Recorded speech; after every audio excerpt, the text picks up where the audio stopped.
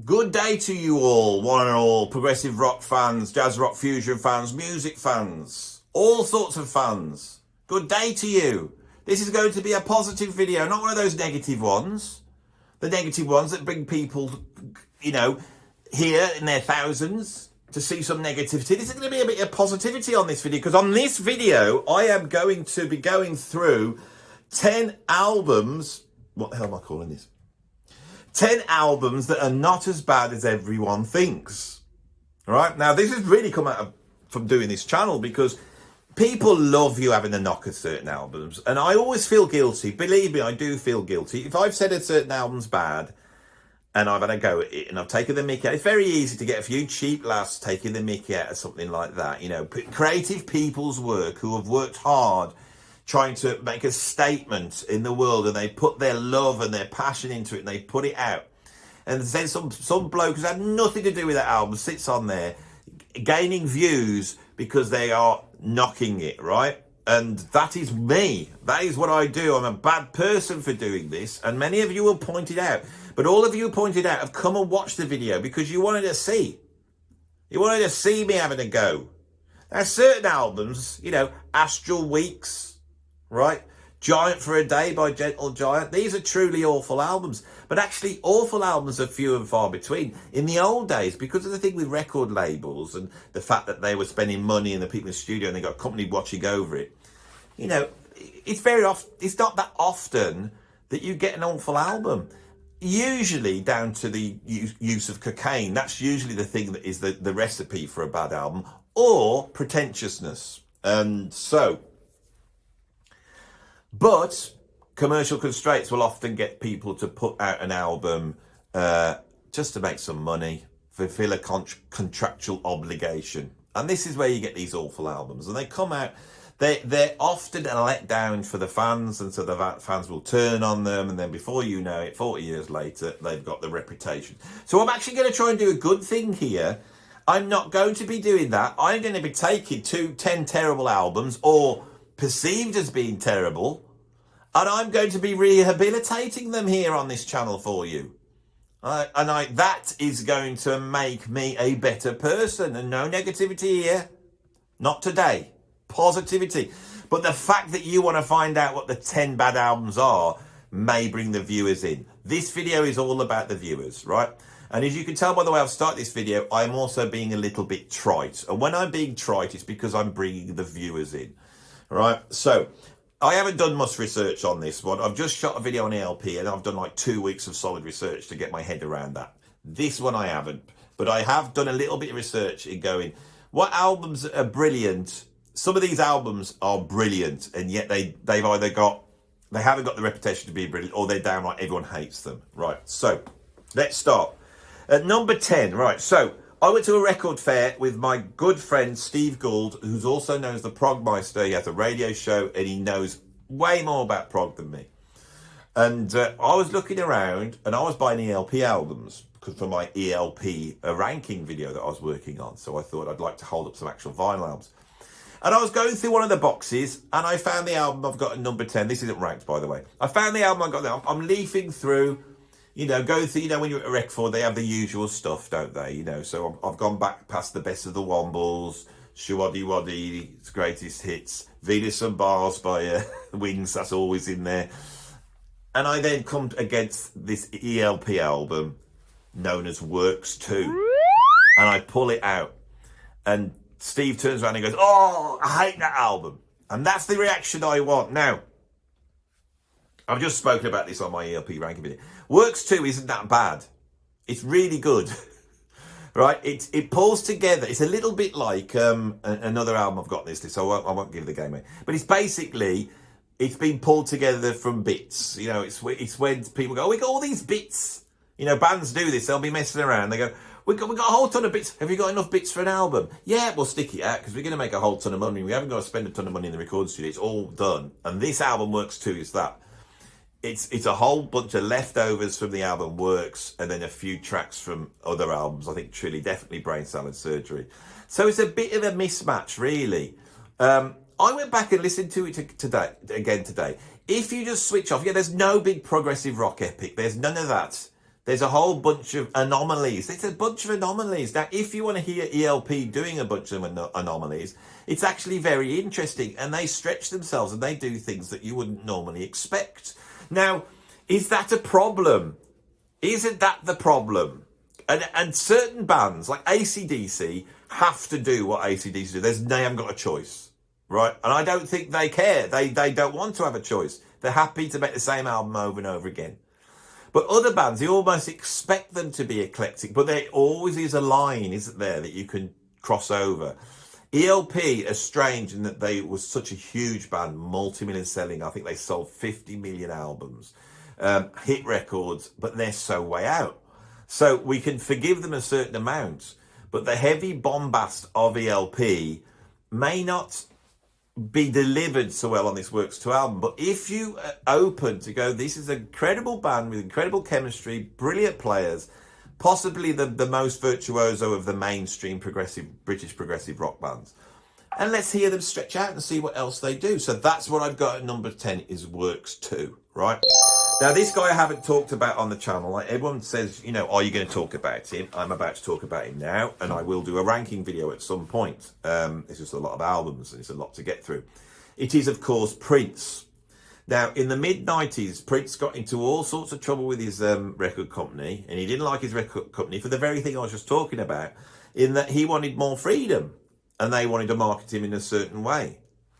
And he got very annoyed, so he stopped calling himself Prince, and he called himself The Symbol, right? He became known as the artist formerly known as Prince, and he would appear with the word slave written on his face. And the consensus is at this point he banged out a whole ton of albums to get out of his contract, and the most famous one on that list is Chaos and Disorder, right? Here we have Prince trying to get out of his contract, pulling an album together that is called Chaos and Disorder. So for the mainstream press and the public, that's enough. Oh, look what Prince has done. He's almost deliberately making a bad album. Look at him, he's making a terrible album. Now, the reason I say this is because Prince will be divisive to the people who watch this channel. There will be people like me that know he was an incredible songwriter, an incredible singer, an incredible artist that was able to go on stage, a little guy with huge charisma, do the splits, jump off this, play all the instruments. This is an entertainer that we have never seen anybody like this. He's an incredible talent. He was able to write hit records, but he could go in secret and he could go and write Manic Mondays for the Bangles or Nothing Compares to You, and they'd have a hit record with it. This guy's proved it over and over again that he was an absolute genius. But some of the people won't like him because he errs towards the, soul, rhythm and blues and all that type of stuff. And there's drum machines and he's all sorts of things that, my fan base may not like.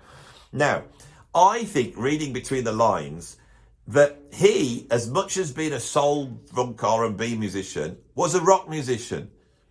And he loved Hendrix and he loved Led Zeppelin, right? If you listen to All Around the World in a Day or whatever it's called, he quotes In Through the Outdoor. He says the word In Through the Outdoor because he was a Zepp fan. And back in the old days when I played with Robert Plant, I can remember going into Robert's huge garage, and he had a big staircase in there, and he told me that was Prince's because Prince loves Led Zeppelin. So he's a rock guy. I think what happened is that Prince wanted to get heavier. Michael Jackson wanted to get heavier. They knew that they were limited as black artists playing rhythm and blues. They were always limited and hemmed in. They weren't accorded the freedoms that other musicians had. David Bowie could go and make a R&B and soul album and no one bat an eyelid. But could Prince? And I don't think he was allowed to, and he didn't like it.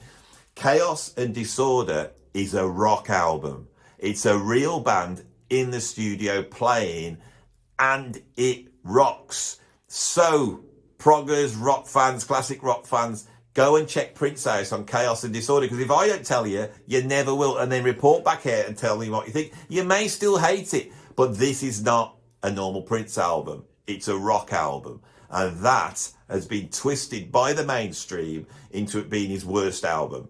And a lot of these albums, I basically Googled the 10 worst albums ever made. And I went through those, and I took out all the ones by Kanye West that I got no interest in, and all the more older bands that we look at on this channel, you know. And this one came up over and over again, and I never listened to it because I thought it was rubbish. It's not rubbish, right? So what have I got at number 8? At number 8, I have Hot Space by Queen. Right, Hot Space by Queen has some electro disco tracks on there. Yes, it is true. Right, a rock band, they can go a bit down the soul and R&B. You know, they can do, you know, they can do it to kind of magic. But at this moment in time, it was too much for the fans. Now, if you go and check the album out, it's not full of electro disco tracks. There's other more standard Queen tracks on there, and they're very good. And this is Queen at the peak of their powers. And if you get beyond those electro tracks, there's some great tracks. But the electro tracks are great. I can't stick it to Kind of Magic. That sounds like a whole ton of sequences of drum machines. I cannot hear Queen on it whatsoever. It's awful. And the later albums are full of tracks like that. These are much more closer to a band like, I don't know, Zap or maybe Cameo. And I love that stuff. And they do it brilliantly because they're Queen. Open your ears and have another listen to Hot Space. This is really contentious. I have a fan of the channel and a patron, and I'm going to mention him on here because I know he watches it, called Jeff Cooper. And Jeff is fans of every band I've been in. He's a fan of the channel, and I will bump into him at progressive rock festivals and stuff like this, and we'll have an argument because his favourite Led Zeppelin album is In Through the Outdoor, and I don't like that album. But his favourite Queen album is Hot Space. And Jeff, you know, he has his strange opinions about music, but he likes a lot of the stuff I like, so I got to listen to him. And I went and checked it afterwards. It's a good album. There's no way that's a bad album. So that's what I got. Number 8 is Hot Space by Queen.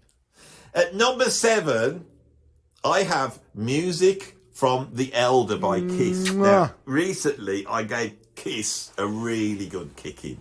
I took that Destroyer album and I pulled it to bits. It's a pile of rock and roll pants. They're not a proper rock band, right? The riffs are rubbish. The lyrics are juvenile. They are just a cartoon rock band, right?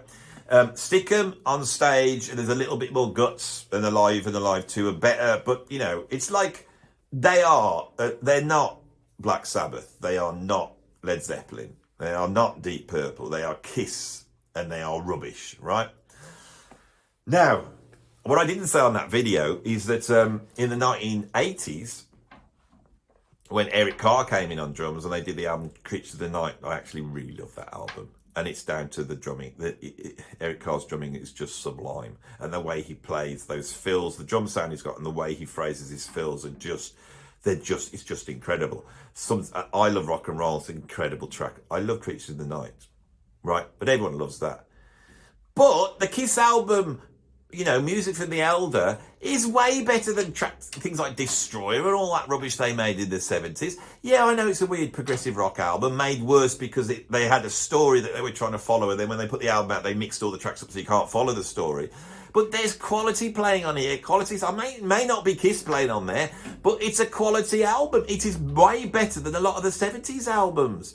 Right, us proggers know that Music from the Elders there. Kiss, it belies their abilities. It shows, right, that they weren't as stupid as they seemed. It's a great album. I can put on Music from the Elder and enjoy it. I can remember it coming out. I was 13 years old when that album came out. And it was a big hype about it. And then it just all fell to bits. I didn't think they toured it. It was like the whole thing was like as though Kiss had gone insane. Right, what are the Kiss doing? What are they trying to do? Okay, and certain bands they're limited by who they are. They can't do that type of thing. If we start mentioning Kiss albums, right? If I start saying names of Kiss albums, I would go, there's Alive 2, Creatures of the Night. There's a Destroyer, and at that point, I'm starting to go, what else? What's their first album? Is there one called? And but Music from the Elder, 40 years later. We're still talking about it. We still know about it because it's a good album. Right. So, number 6 This is an album I've made out is terrible, and it's not. It is Calling All Stations by Genesis, right? Genesis are one of the great progressive rock bands of the 70s. Peter Gabriel, The Flower, Phil Collins drumming, Tony Braxton, incredible keyboard. They're just incredible coming out, all that stuff they're doing. It's just, they are just a seminal English, weird, Edward Leard, Alice in Wonderland type prog band. And we love them for it, right? Then Peter Gabriel goes all rogue and he makes this American influenced album, Land Lies Down and Broad, which is a masterpiece. He goes, but they keep going, and Trick of the Tail and Wind and Wuthering are both incredible progressive rock albums. Second Out's come out, it's one of the greatest prog live albums. They're great. Then Hackett goes, and a certain want to make progressive rock is lost. But they do Duke in 1980. That's a good album. Then they do Abacab, don't they? And that's like their hot space. So they descend, and by the mid-80s, they are selling millions of albums. They're bigger than they ever were in the progressive rock band. But it's us proggers are sat there looking at them, going, I can't dance, and walking up and down like the Hofmeister Bear. Now, that Hofmeister Bear reference here is going to be wasted on virtually everybody in the whole world and anybody who's not English and over 50. Right, but they do. They look like the bloody Hofmeister Bear, walking up and down like that, doing it thing, like some awful Blues Brothers copy band with this awful. I mean, they're just awful.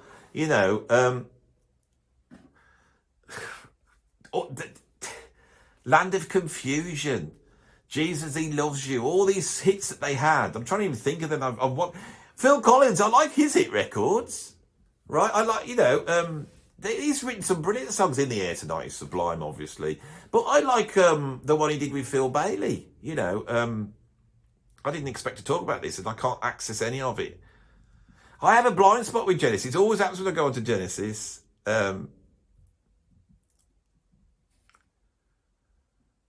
What's it? You all shouted it at me. Phil Bailey, Phil Collins, right? And they did a track together. Is it called Easy Lover? It doesn't even sound right now. She's an easy lover. Yeah, it's Easy Lover. That's great.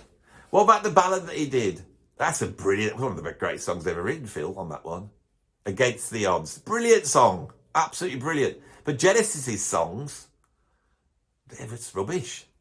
So, bearing in mind that those two albums, Invisible Touch and We Can't Dance, are really awful, and I could never listen to them, right?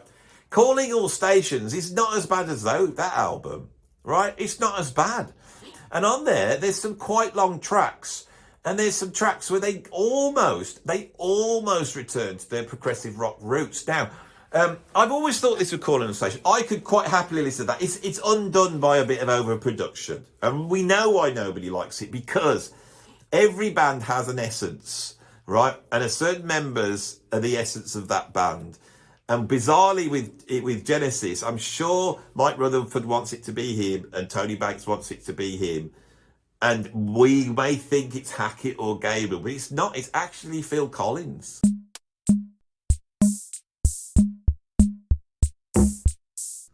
Phil Collins rescued that band in 1974 when Gabriel went. He stepped up to the fourth and he became Genesis.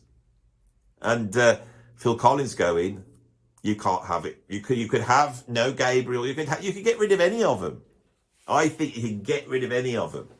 I think if Phil Collins was still able to do stuff and wasn't suffering with the awful health problems he's got, and he was to put a Genesis band together doing the old stuff, it would be a massive thing, because Phil Collins is Genesis. So the guy they got in, brilliant singer, right? The songs are strong. They don't go towards this sort of cheesy 80s thing so much. Right, now, in going into it, I've realised there's a couple of tracks that were not released on the album. There's a track called Fret, F-H-R-E-T, Fret. And there's a track called 7/8, which is in bloody 7/8. If those had been on, if you took some of the more commercial ones and put those tracks on, right, got a different cover because the cover's terrible. If they, basically, I think they would have sold more by going back to the prog at that point. And I wonder if there's any mileage in taking the track Fret and 7/8 and then the big epic on there, which is like about 7 minutes long, which I can't remember the title of. And stitching those into a modern day, well, I say modern day, like 30 years old, an updated Genesis epic. And what would that feel like? Because in the end, us proggers, that's what we want from Genesis. When they last went out, because we're never going to see anything from them again, but when they last went out, and I watched those videos, and, you know, Phil Collins was not singing at his best. He sat in a chair, you know, and they're playing all their hits, and then they start playing stuff like a Foxtrot or Lamb Lies Down. And every time they did, I almost got tears in my eyes because I love those songs so much. That is what we are mourning.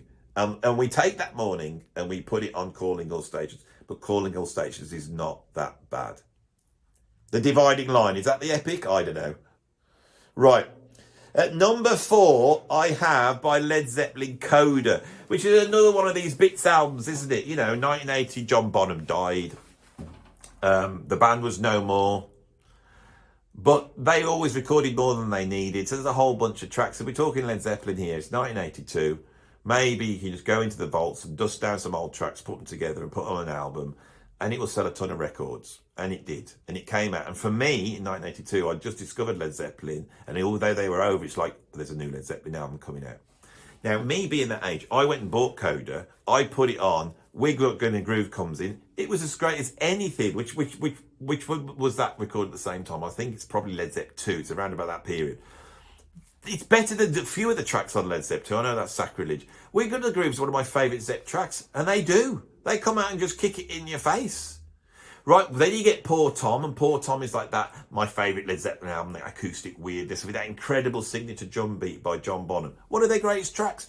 Then you get I Can't Quit You Baby. I don't like the I Can't Quit You Baby in the studio on Led Zeppelin 1, but there, Royal Festival Hall, I think they're playing it on the soundcheck as a warning. They're just on fire. And then you get the last track, which I can't remember the name of.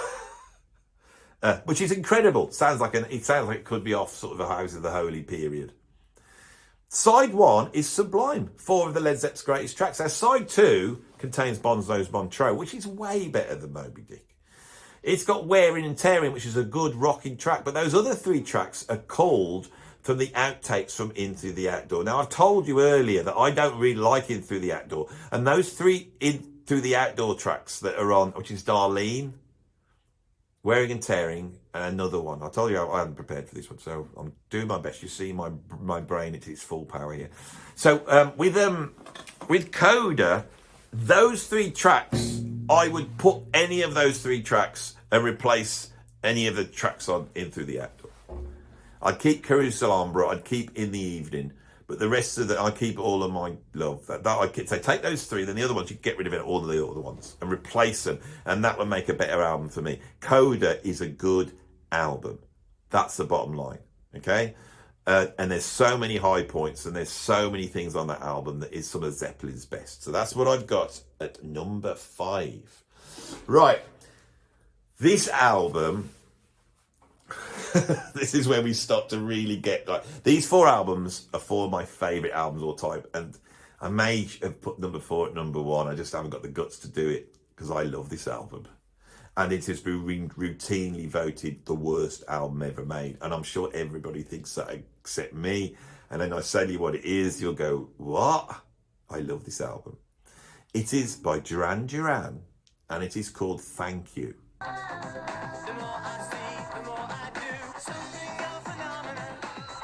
Ooh. And it is an album they made where they are thanking all the artists that influenced them. And they come on and they do Duran Duran cover versions of all sorts of different songs, very eclectic. So we get Perfect Day by Lou Reed. We get White Lines by Grandmaster Flash. And I know some approaching middle-aged brummies doing White Lines with Simon Le Bon rapping. That is just too much for normal people to take, right? But I want to hear it. I wanted to hear it, so I went and bought it, right? And what I heard was they've got Warren Kukuru on guitar. They've got like Terry Bozzio and Sterling Campbell on drums. The production's incredible. And they do interesting things, right? And sometimes it is a little bit crass, but I like that. And the reason I think it might be the Birmingham thing, you know. There's something about a bunch of brummies trying to pull off Grandmaster Flash. They're right to do it. right? It shows a lack of snottiness. They could have been come out and done a whole bunch of really, they've done something off Astral Weeks, a bit of Velvet Underground. They could have done something by Patti Smith, all the stuff, maybe a Neil Young song, not good Neil Young off Harvest or something like that. They could have done all the stuff that the critics think are great songs. And they could have done it in a sensitive way, little bit of an MTV unplugged approach. Show their taste, show their refinement, show them. No, don't go sitting there rapping and doing all that and playing Led Zeppelin songs. Thank You is a Led Zeppelin song. So I think they do it brilliant. I like Duran. I think they're a classic band. I think they're great players. They've got chemistry between them. They're iconic. Andy Taylor's a fantastic guitarist. John Taylor is exploring a sort of punky way of being Nile Rodgers, glammy way of being Nile Rodgers. I love. Roger Taylor's a really good solid drummer, although he's not on this one, and they've got phenomenal drummers. And Simon Le Bon has got a fantastic voice. I like Duran. And I think, there's so many incredible songs that they have done over the years. And I think this should be cut a bit of slack. I enjoy it. It is definitely a guilty pleasure. It's a guilty pleasure. And I enjoy when it's crass. I enjoy it. That's the bottom line. That's the way I am.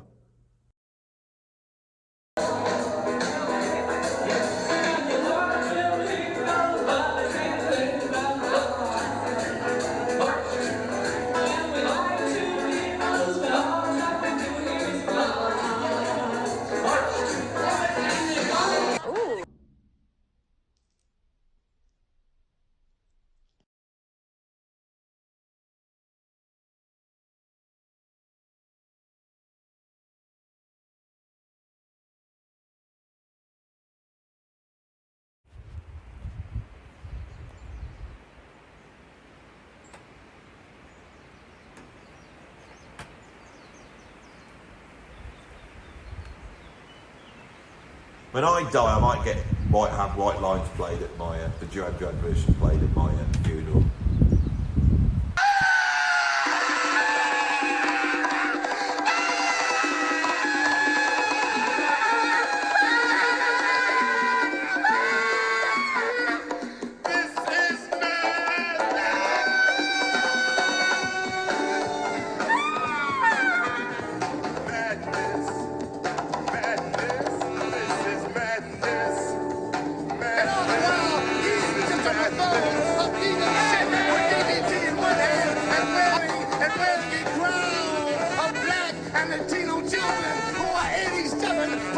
Of the AIDS cases at New York City, and I watch him relax, by playing golf with Roy Wilkins balls, with painted rusted glue to his game, while Xerox copies of Martin Luther King are popping from his skull to dream the impossible dream. Knock, knock, who's there? It's Red Brown, and if you don't open up, I'll strike it out and burn your house down. And I see Malcolm's spirit, his eyes burning red, black, and green flames, and crying tears of Thunderbird wine that seems to touch my lips and make me go comfortable and taste of freedom. Freedom by any means necessary. It's necessary to have freedom by any means necessary. And I begin to hate with love and love with hate. This is madness. This is madness. This is madness.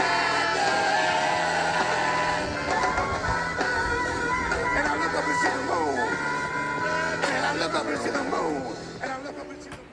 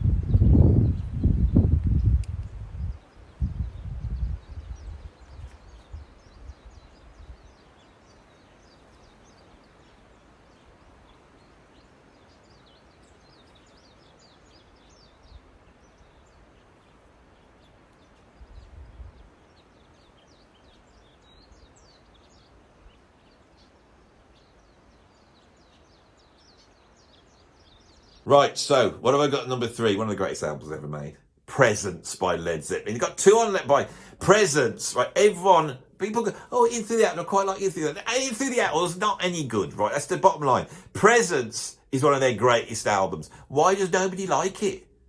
Why do people not like Presence? It's incredibly recorded, right?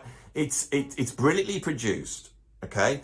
It's got Achilles' Last Stand, which is one of their greatest tracks ever made, and is an absolute epic. And everyone's going, yeah, I like Achilles' Last Stand. It's got T for One, which rivals Since You've Been Gone as a successful version of a slow blues, because most of the time in the early days, it was a bit, British blues boom type of stuff. But they found their own stuff. Those 2 tracks are sublime. Now the rest of them, right? What we've got is this sound which is somewhere between archaic blues, the meters, jazz rock fusion. It's complex. The thing with this album is, so many of the albums in the studio, Page comes in and he produces them, and they're really multi-layered, and you've got a whole, like loads of overdubs, hundreds of guitars, all the keyboards all over the place. You don't get this on this album. What you get is the sound of Led Zeppelin. John Paul Jones on bass, John Bonham on drums, Jimmy Page on guitar. And on those other tracks that nobody seems to like except me, they show what a band they are. Now, Robert Plant had that accident. He sat in the studio in a wheelchair, and his vocals may not be quite like some of the other vocals. But I don't hear it. I think he's incredible on it. But I'm reading reviews. People say, oh, he's a little bit of attitude on here, right? No, he's not. He's brilliant. And on nobody's fault but mine, he contributed to one of the greatest harmonica solos in the history of music. Presence is an amazing album. And you know why people don't like it? Because Led Zeppelin went too far out. It's too complex. It's too involved. It's too musically insane for a normal audience that just want a whole lot of love riff. There's stops and starts and blurts and this, and they're doing things in terms of the rhythm, in terms of the time. They're doing incredible things musically. And I think it was a brave move in 1976 or 7, whenever this was made. I think it was 1976, wasn't it? That punk hasn't quite happened, but they are right to go towards the rock and not to be doing this flowery prog that they've done on Houses of the Holy. And I love them for that. It's an incredible album. Presence is a brilliant album. It's at number 3. At number 2, I think everyone's going to agree with me. Deep Purple. If you're going to listen to Deep Purple, you're going to buy a live album. You're going to buy Made in Japan, maybe even Made in Europe. I grew up listening to the BBC in concert double album, live in London. You're going to hear them live. Deep Purple, you've got to hear live. You're not going to get it unless you hear them live. The studio albums, so often, Machine Head's the classic album, Firebird's the classic album. They're great albums, but I'd rather hear those versions live, especially Machine Head. Machine Head, and then you get Made in Japan, and if you want to hear those songs, you listen to Made in Japan. The studio album that is sublime by Deep Purple is my favourite album by them, which is Deep Purple in Rock, which is absolutely incredible, right? My second favourite album by Deep Purple is Come Taste the Band, the album that they made in 1976 or 75 with Tommy Bolin replacing Ritchie Blackmore. Now, Ritchie Blackmore slung his hook in Deep Purple because he couldn't take the move towards rhythm and blues, funk, soul, and all that type of stuff. But by bringing in David Coverdale and Glenn Hughes, that influences is there. They were coming as much out of Stevie Wonder as they were coming out of Bach or whatever, Ritchie Blackmore's coming out of. And Ritchie Blackmore couldn't handle it, so he goes, after Stormbringer he goes, and they bring in Tommy Bolin. I think that sound that they wanted to pursue is so brilliantly realised, it's so brilliantly produced. And where do you go to hear these versions? Getting Tighter is one of my favourite Deep Purple songs. It's heavy, it's funky, it hits the spot, it's brilliantly recorded. And also, Tommy Bolin is one of the greatest guitarists that's ever lived. And he burns bright for just a few years. And in that few years, he did Spectrum by Billy Cobham. He did Private Eyes. He did Teaser, Marching Powder with Narada Michael Walden and Jan Hammer on. This guy came out in a number of years, just was like one of the greats. Jeff Beck changes his approach to guitar playing because of Tommy Bolin. And Tommy Bolin is in turn, influenced by Jeff Beck. Tommy Bolin he's one of the guys. And when you listen to him, you can go and listen to him in Deep Purple, and he's incredible. Come Taste the Band is what I've got at number 2. So what have I got at number 1? At number 1, I have Never Say Die by Black Sabbath. The album they made, the last album with Ozzy Osbourne, when they're all out of it, they're drugged up and they don't know what they're doing. It's a terrible album, and we don't like it because they lost their way, and then they went and got Ronnie James Dio in, and he could sing properly and sing big notes, and he brought all this sword and sorcery in, and they did Heaven and Hell. That's one of the greatest rock albums of all time. That's the story. They Never Say Die. Right, no, what they did on Never Say Die would show you, again, it's like Presents, they show you what a brilliant band, and they explore all sorts of different styles of music. There's a jazz fusion track, but not just a jazz, it's like an avant-garde jazz fusion track with saxophones on there. They're playing all sorts of stuff, they're all over the place, they've expanded their bass, it's got prog elements, it's got like rock elements, they're heavy and then they're not heavy. Ozzy Osbourne's vocals are so they're at the peak of their powers on Never Say Die. Never Say Die. It's got a great cover. The cover's great. A great title, Never Say Die. It's just Never Say Die is brilliant. Black Sabbath are brilliant. All the albums in the 70s are brilliant. They are all brilliant. Think about it. Right? All of them. Why would Never Say Die not be brilliant? Sabotage is brilliant. Masters of Reality is brilliant. Volume 4 is brilliant. Paranoid is brilliant. The debut album is brilliant. Heaven and Hell is brilliant. Mob Rules is even brilliant. Right? Live Evil is even brilliant. So why just pick on Never Say Die? Go back and have a listen to it. Open your ears up. Right? Don't expect Fairies Wear Boots. Expect Deep Purple.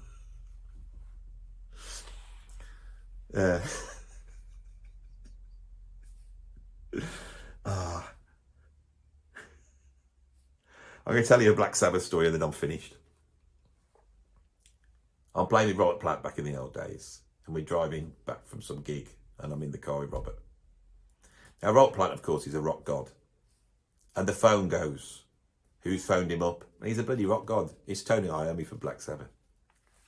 Hello, Tony. How are you, mate? Oh, I'm all right. Robert, how you doing, mate? Yeah, I'm all right, yeah. I'm thinking this is just bonkers. It's Tony Iommi's talking to bloody Robert Plant. What are you up to, Tony? We played up in the NEC, Birmingham. When you want to come down? Oh, I don't know if I can make it. We've just got back from tour. Oh, well, there's a couple of tickets for you there, mate. If you want to come down, that'd be bloody brilliant. If you could come down, Ozzy, you'll say hello. We've reformed. It's going to be the last ever Black Sabbath gig. Where's the proper lineup? 2000. At NEC in Birmingham on home territory. It's a classic gig. It's an important gig. I think you should come down, Robert. I think you should do it. I'll have a think about it. But what was that? Oh, Black Sabbath are doing their last ever gig with Ozzy Osbourne and Bill Ward in Birmingham on home ground at the NEC, and he wanted me to go, you know. Oh, a bit tight. Oh, Robert, you've got to go to that.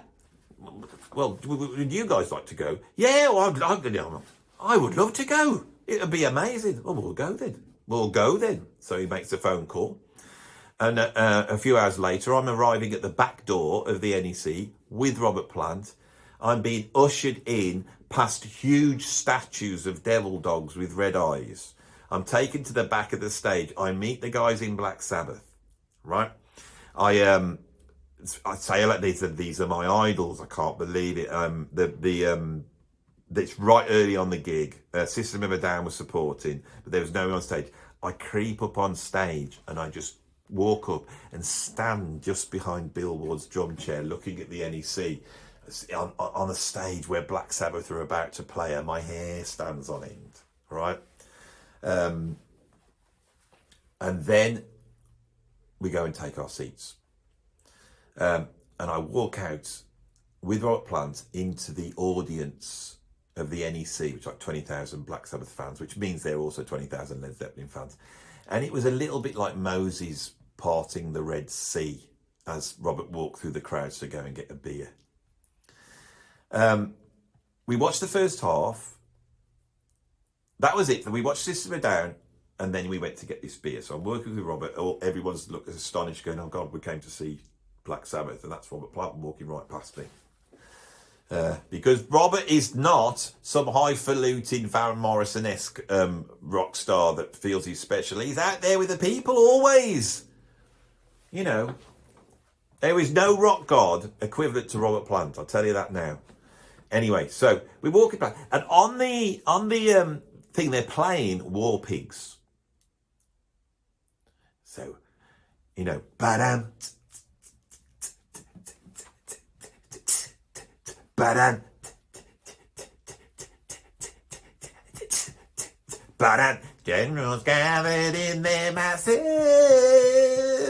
Da-da, just like witches at black masses. Also, you can't rhyme massive with masses, can you? Really? Should have had another word there. You shut up. It's my lyric. As Geezer Butler that was.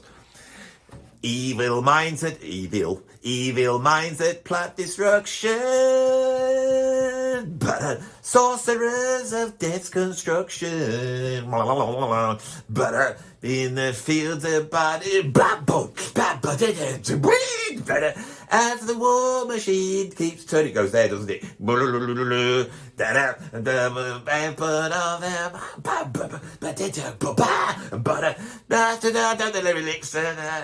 He says, "Oh Lord, yeah,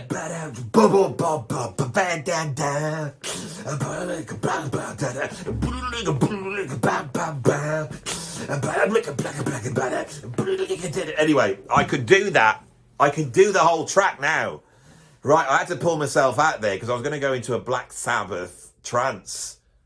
Right, and that's happened to me before. And then, there's nobody here, there's only you watching. What would happen then? I had to pull myself out of that.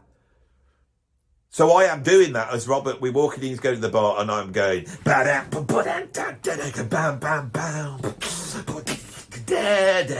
pull yourself out, and he's pulling you in again. Robert turns around and said to me, he goes, "Do you know this track?" And I went, "Yes, Robert, it's War Pigs by by Black Sabbath." I said, "Do you not know this track?" And he goes, "No, not really." And then he says, he goes, "I've never really listened to them." And then he turned around and said, "You know what John Bonham used to call them?" I said, "What?" He said, he used to call them Deep Sabbath. And I just remembered that because I nearly said it in the video. And I've told you the story, and it's a good story. It's about the glory days when rock ruled the world. And I was lucky enough to be in rock's orbit just for a few years. And now I'm old, I can tell the tales to you. Right, like the wise person writing stories of legends. Legends of old, when rock music meant something. That's why I tell these stories. I'm proud of these stories. I feel a very lucky person to have been able to experience these stories. I really do.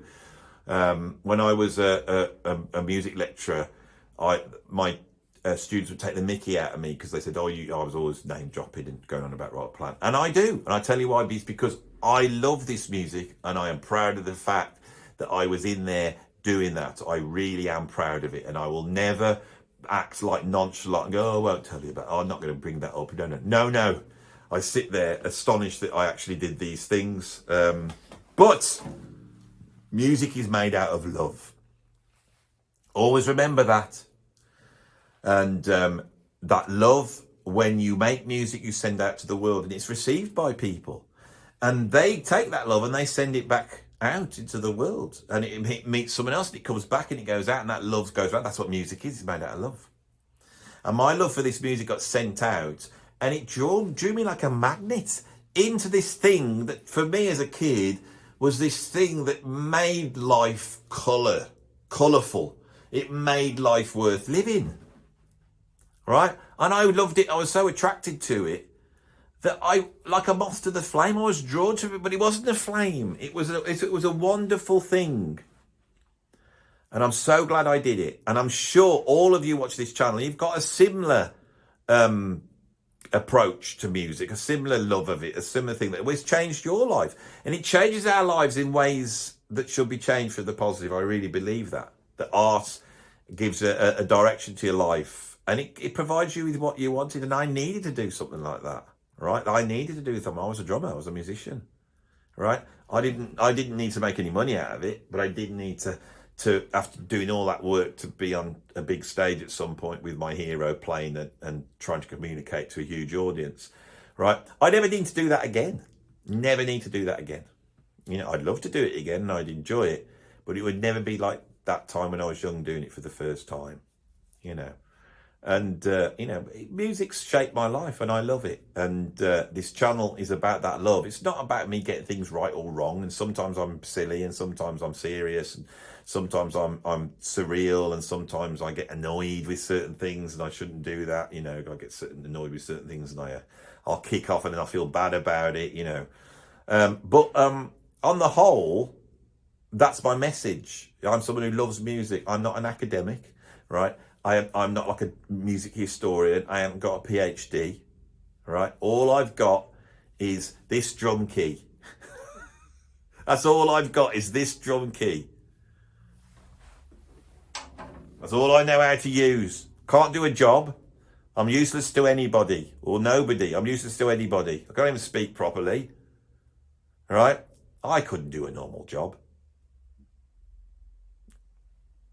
And now, I'm 56 years old. I don't even know whether I could describe myself as middle-aged anymore. I've ended up being a YouTuber. Again, my love of music has won out.